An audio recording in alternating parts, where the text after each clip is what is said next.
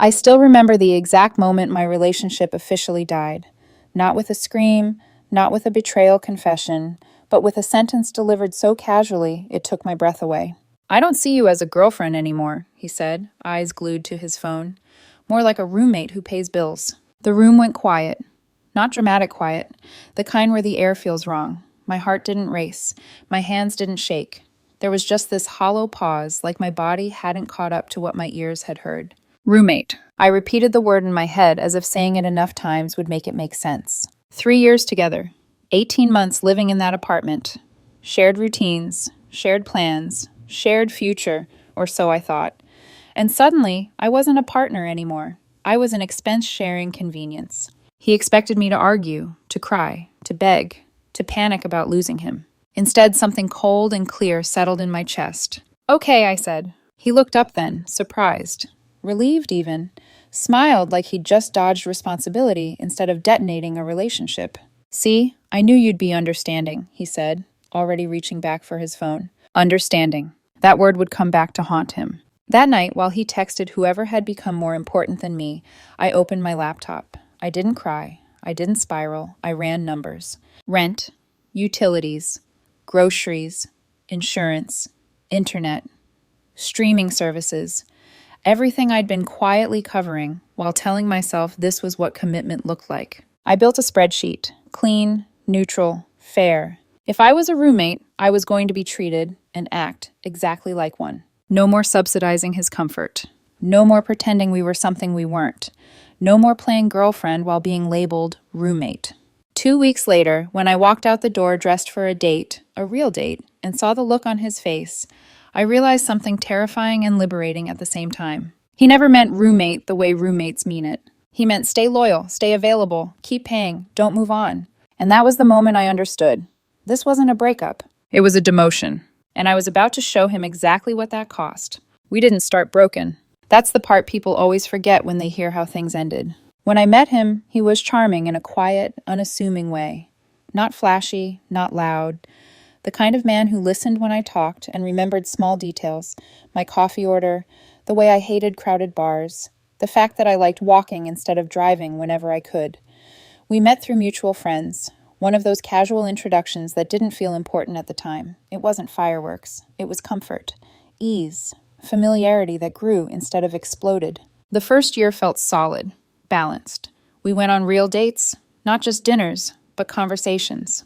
Weekend trips that were planned with excitement instead of hesitation. Nights where we stayed up too late talking about work, money, where we wanted to be in 5 years. He talked about stability, about wanting a life that felt settled. I believed him because his words matched his actions back then. When we decided to move in together, it felt like a natural next step. 18 months before everything collapsed, we signed the lease on that apartment. Not glamorous, but decent. Good light in the mornings, a couch we picked out together, a kitchen just big enough to cook side by side without bumping into each other too much. It felt like building something. At first, we split things in a way that felt reasonable. He made less than I did, worked part-time at a marketing startup that was always about to take off. I had a steadier income.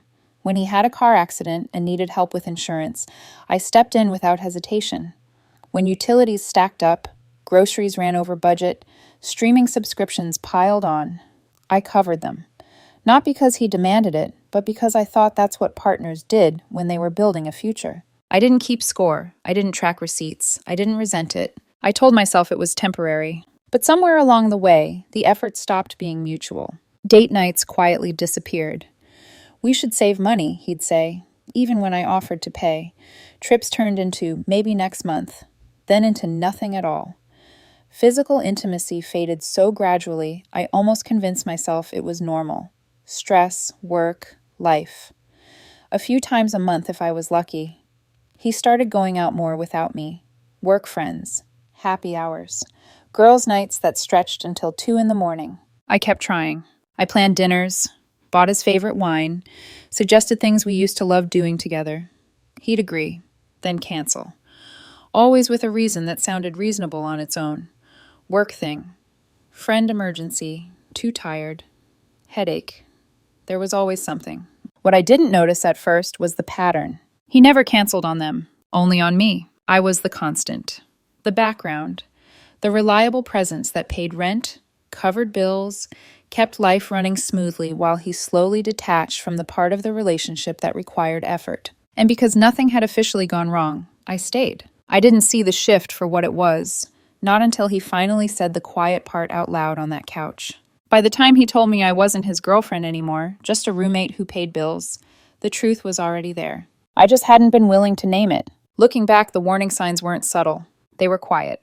They lived in the pauses between messages, the way his eyes slid away when I asked simple questions, the way my presence started to feel optional instead of essential. It started with small things.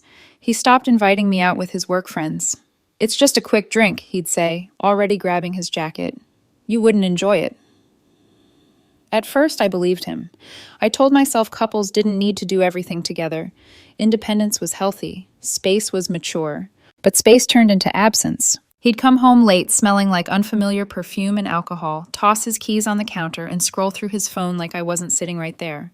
When I asked how his night was, he'd shrug. "Fine. Just work stuff." No details, no stories, no effort to include me in his world. I noticed how protective he'd become of his phone. Always face down, always within reach. If a notification buzzed, he'd glance at it quickly, then lock the screen. When I walked behind him, conversations would abruptly end. Screens would change. It wasn't dramatic, just enough to make me feel like an outsider in my own relationship. Still, I didn't accuse him. I didn't want to be that woman. The insecure one. The nag. The girlfriend who created problems where there weren't any. So I swallowed the discomfort and told myself I was imagining things. The imbalance in effort grew harder to ignore. I was paying the majority of our shared life, not because he asked, but because he let me. Rent alone was $2,000. I covered $1,500. He paid $600. Utilities, groceries, internet, streaming, his car insurance after the accident, all quietly fell on me. I was spending around $20,600 a month to keep our life comfortable while he insisted he was broke. When I asked where his money went, he'd laugh it off. "You know how it is." I didn't, actually, but I didn't push. What bothered me more wasn't the money, it was the entitlement.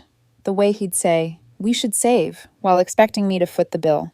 The way he enjoyed the stability I provided without contributing emotionally or financially in return. Then there were the excuses. Every time I suggested something that required effort from him, a dinner reservation, a weekend away, even just watching a show together, something came up.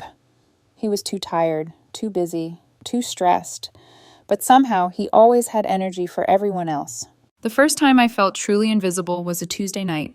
I'd cooked dinner, set the table, lit a candle, not to be dramatic, just to feel like we still meant something. He came home, glanced at it, and said, "Oh, I already ate." Didn't apologize, didn't offer to sit with me anyway.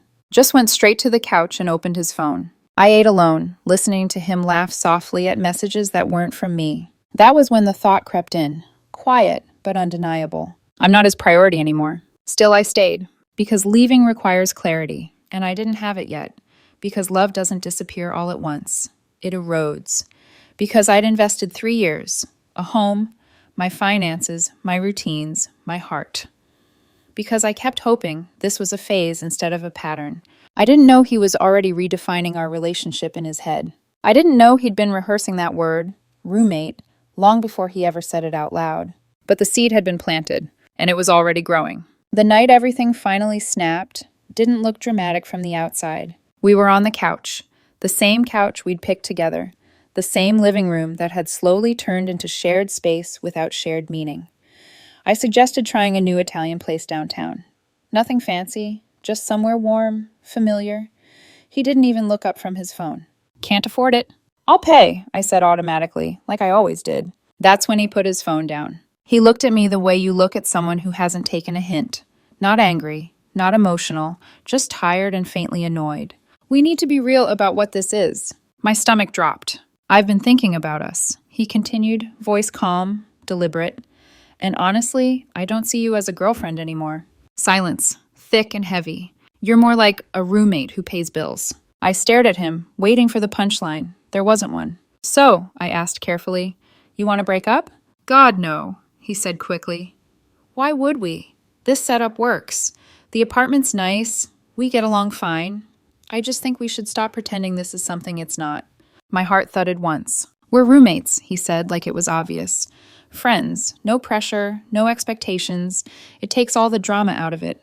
Something cold clicked into place. Okay, I said. He blinked, then smiled, relieved. See?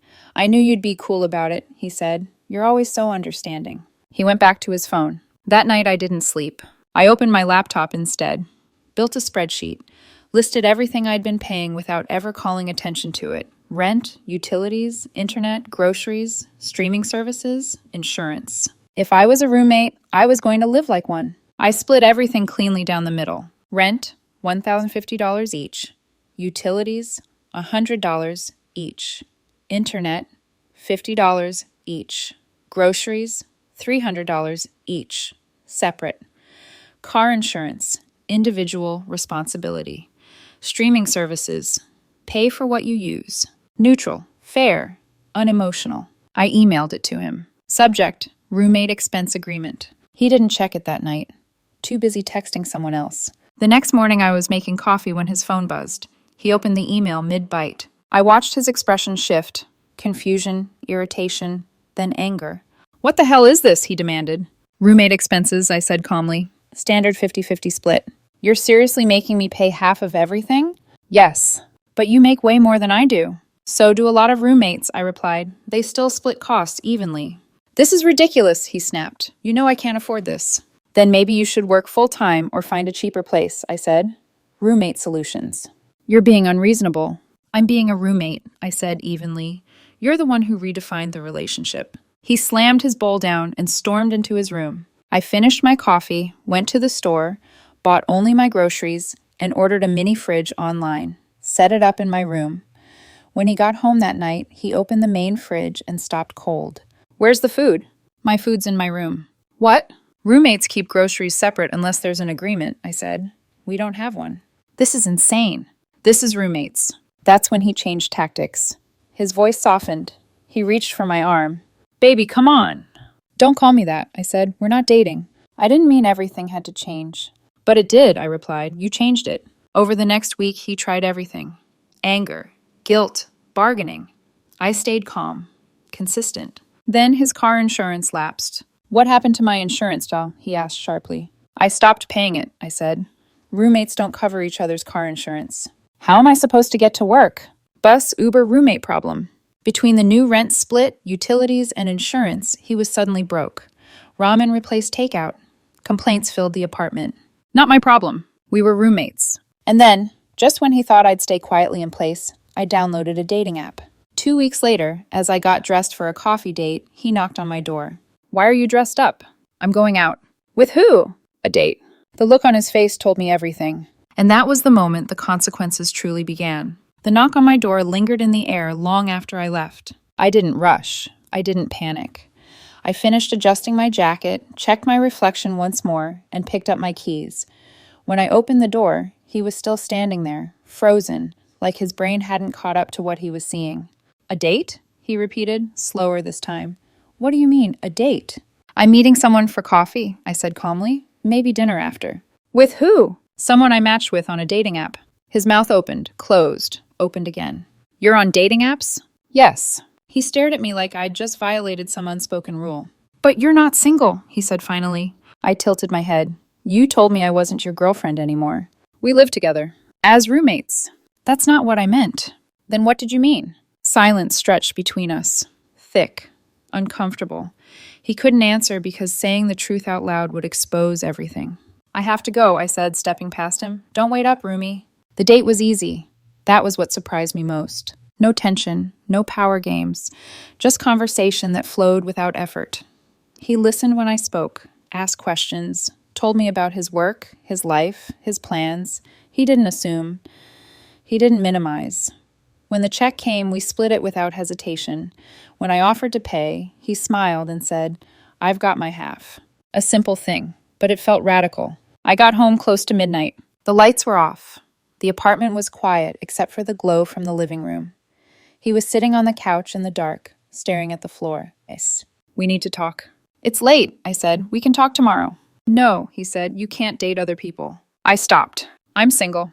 You live with me? Yes, as roommates. That's not normal. Roommates date, I said evenly. All the time. This is messed up. This is exactly what you asked for. He stood up, running a hand through his hair. You're doing this to punish me.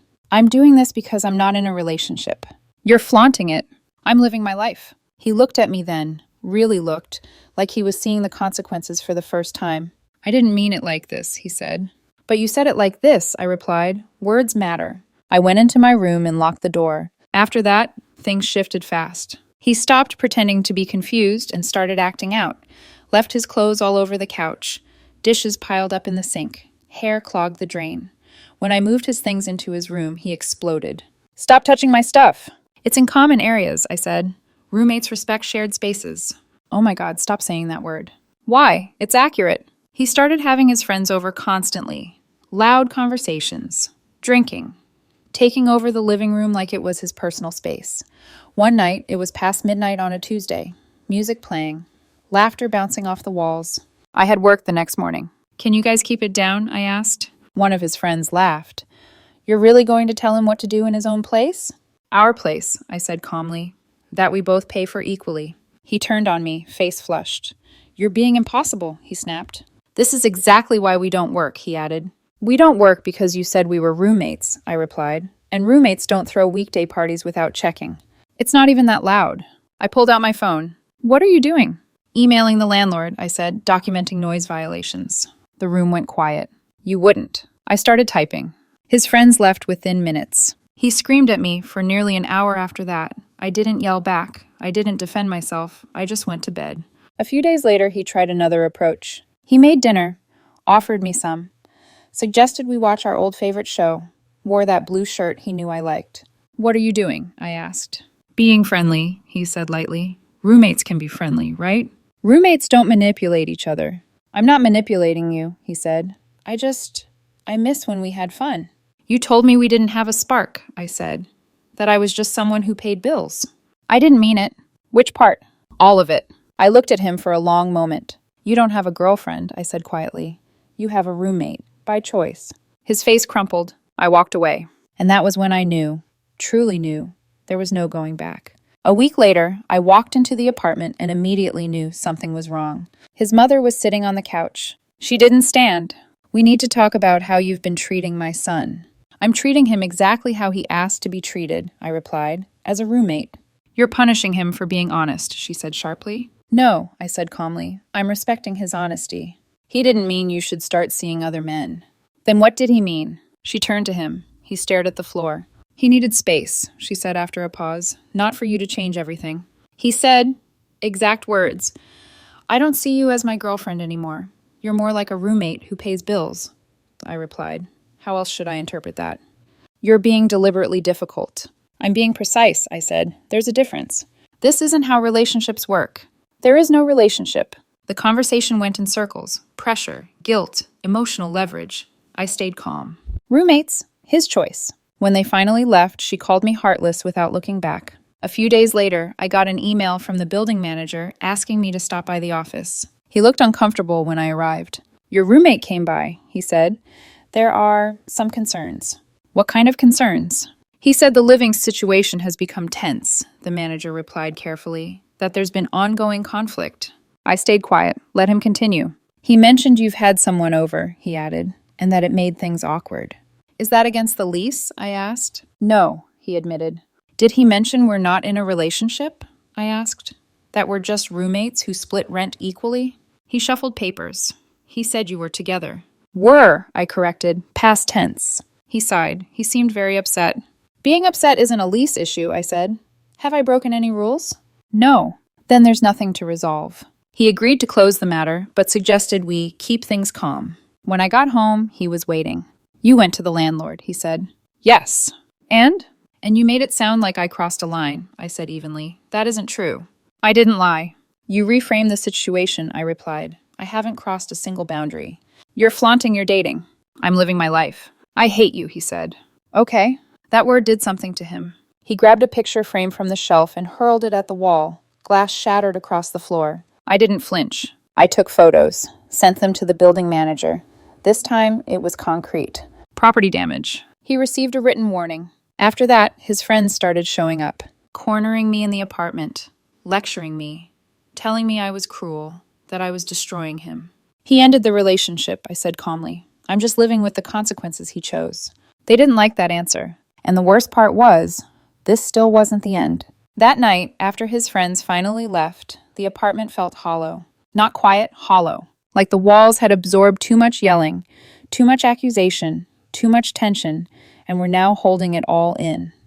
I stood alone in the kitchen, barefoot on cold tile, staring at the shattered picture frame still leaning against the wall. I hadn't cleaned it yet. I couldn't bring myself to. I locked my bedroom door and sat on the edge of the bed, phone in my hands, screen dark. For the first time since this all started, the certainty cracked. Not about my decision, about the cost. 3 years doesn't disappear just because someone rewrites the rules. 18 months of shared space doesn't evaporate because you draw a boundary. There were memories in that apartment that didn't care about logic.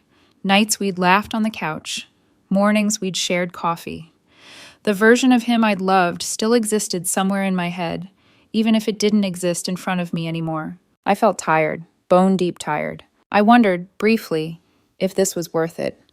If standing my ground meant I was becoming exactly what everyone was calling me. Cold, cruel, unyielding. If maybe it would have been easier to let things slide, to keep the peace, to stay quiet and wait it out until the lease ended. That was the moment doubt tried to win. Then I remembered the way he'd looked at me on that couch when he said roommate. The relief, the entitlement, the assumption that I'd stay. I remembered how easily he'd accepted my money and how difficult it had been for him to accept my boundaries. And the doubt didn't disappear, but it stopped controlling me. The next morning, I woke up exhausted. Not physically, emotionally. The kind of exhaustion that makes every movement feel heavier than it should. I showered in silence, dressed without thinking, and left for work with the sense that I was carrying something fragile inside my chest. When I came home that evening, the apartment was quiet. Too quiet. He wasn't in the living room, or the kitchen, or his bedroom. His door was open. I stood there for a moment, staring at the empty room, his absence louder than his presence had been. For a split second, I wondered if he'd finally left, if the escalation had pushed him out the way it should have. Then I noticed his laptop on the desk, open, screen glowing. I didn't touch it, I didn't move closer, but the screen was angled just enough for me to see the notification banner across the top. A message preview.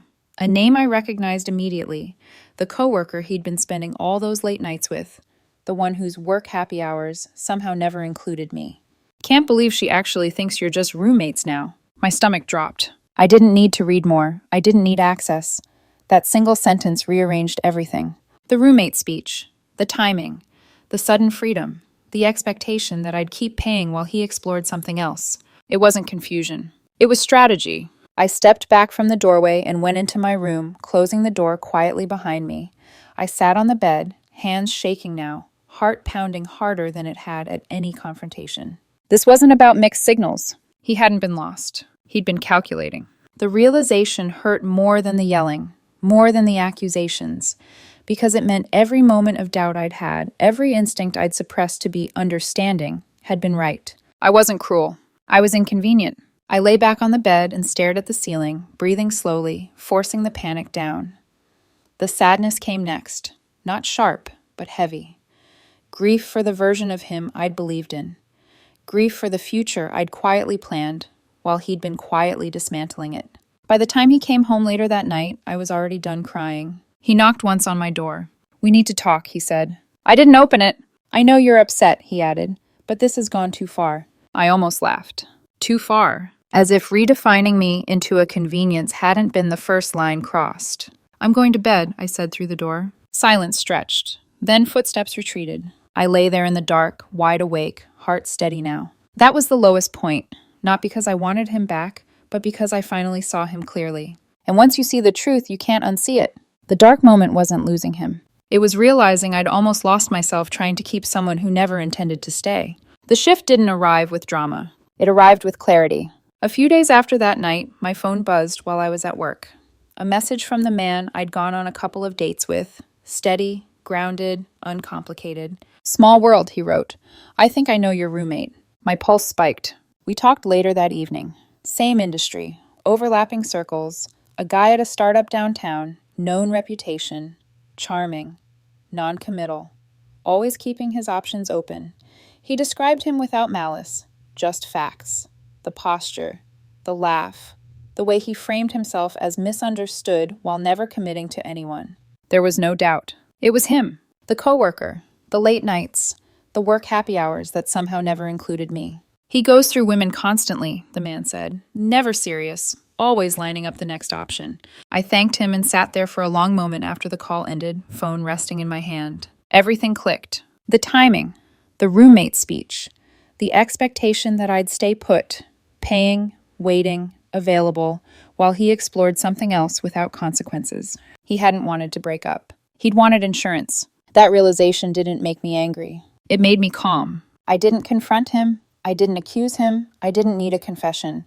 The truth had already settled into place. I kept living my life. Dates became regular. Coffee, dinner, conversations without tension. Being with someone who paid his share without hesitation, who didn't expect access to me without accountability. He noticed the looks, the silence, the way his jaw tightened when I walked in smiling, phone lighting up with plans that didn't include him. One evening, the man I was seeing stayed over. Nothing dramatic. We watched something forgettable, fell asleep on the couch, and woke to sunlight cutting across the living room. I made breakfast. Pancakes, coffee, music low. We were laughing when my roommate came out of his room. He stopped short. "You're serious right now?" he said, eyes moving between us. "Morning," I said evenly. "Want pancakes?" "You slept with him here?" "I'm in a relationship," I replied. "This is my home." He looked at the man I was seeing, jaw set, shoulders tight. "These pancakes are good," the man said casually. "You should try them." My roommate grabbed his bag and left without another word, the door slamming hard enough to rattle the frame. "He seems intense," the man said once the apartment was quiet again. "He's adjusting poorly to consequences," I replied. And that was the moment the balance tipped. Not because I'd won, because his reactions no longer had power over me. A few days later, he tried to reset things like nothing had changed. "We should talk about renewing the lease," he said one night, standing in the doorway. "You should talk to the landlord," I said. "Together," he added. "I'm not renewing." He blinked. "What?" "I'm moving out." "You can't just leave." "The lease is ending," I said. "I'm not renewing. That's how it works." "What am I supposed to do?" "Find a roommate, get a cheaper place, move home." "I can't afford this alone." I met his eyes. He looked away first. "You probably shouldn't have pushed away the person helping you afford it," I said. "This is insane," he said sharply. "You're leaving me with nothing." "No," I replied calmly. "I'm leaving you with the consequences of your choices." He tried everything after that. Anger, bargaining, lowering his voice like we could still negotiate something. "No," I said. "Why not?" "Because you don't want me," I replied. "You want what I provided." "That's not true." "It is," I said. "You wanted freedom without cost. You wanted a safety net.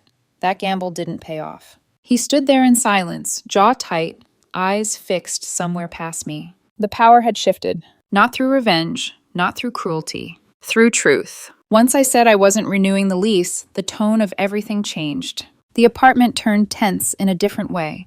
Not explosive, not dramatic. Tight, controlled. Like every interaction was a negotiation he no longer had leverage in. He tried pretending it wasn't real at first. He talked about logistics like I'd change my mind if he spoke calmly enough. "We should tell the landlord soon. It'll be easier if we handle this together. It doesn't make sense to move when things are already set up." I didn't argue. I just kept packing. Box by box, the reality set in. Most of the furniture was mine. The couch, the table, the bed, the shelves, the things that had quietly filled the apartment while he'd been busy enjoying the stability they created. As each piece disappeared into cardboard, the space hollowed out. "You're really doing this," he said one afternoon, watching movers wrap the couch. "Yes, you're ruining my life." I didn't raise my voice. "No, I stopped fixing it." That was when the panic set in. He started calculating out loud. Rent, utilities, insurance, numbers he'd never had to carry alone before. He paced the apartment, jaw tight, phone constantly in his hand. "I can't afford this," he said. "Not by myself." "Then you'll need a roommate," I replied, "or a cheaper place." "That's not fair." "Neither was demoting me to a convenience," I said. "This is just math." He tried other angles. One night his father called me. "You're abandoning him," he said without greeting. "The lease is ending," I replied. "I'm moving. He can't afford that place alone." Then he shouldn't have pushed away the person subsidizing his life. A pause. After everything he's done for you. Like what? I asked. Silence. I paid most of the expenses. I planned everything. I kept things running, I said calmly. What did he contribute besides existing? More silence. You're letting him suffer. No, I said. I'm letting him handle his own life. I hung up. The last weeks were quiet and sharp-edged. He stopped trying to charm me, stopped yelling. He moved through the apartment like someone already mourning something he couldn't undo. No tears, just clenched silence. Doors closing harder than necessary. Long pauses where he stared at nothing. Moving day came early. The movers packed quickly, efficient, professional. My things vanished into the truck, one item at a time. The apartment looked unfamiliar without them. He stood in the doorway of his room, arms crossed. You'll regret this, he said. I checked the rooms one last time, took photos for the deposit, made sure nothing was left behind. I regret staying longer than I should have, I replied. He followed me to the door. Don't go, he said. Not begging, not crying, just strained, controlled. We could still make this work. I turned to face him. You don't want me, I said evenly. You want what I made possible. That's not true. It is, I said, and you know it. He looked away. I walked out. The door closed behind me with a final ordinary click. My new place was smaller, quiet, mine. The man I was seeing helped me unpack. We ordered takeout, ate on the floor, laughed about nothing important. There was no tension, no walking on eggshells, just ease. Later, the fallout reached me in pieces. He couldn't afford the apartment. He broke the lease, lost the deposit, moved back in with his parents. Without me covering insurance, he sold his car. The coworker he'd been circling stopped answering his messages once the convenience disappeared. Friends drifted away, slowly at first, then completely. Turns out constant complaints about an ex get old when people realize the ex wasn't the villain. Last I heard, he was working full-time retail, living in his childhood bedroom. Bills paid, nothing extra, no drama, just consequences. I didn't feel triumphant. I felt finished, because the fallout wasn't something I caused. It was something I stepped out of the way of. Life didn't dramatically transform overnight. It settled. That was the difference. In my new place, there was silence that didn't feel heavy. Mornings started without tension. I didn't brace myself before opening doors. I didn't rehearse conversations in my head. I paid my bills, unpacked my things, and slept deeply.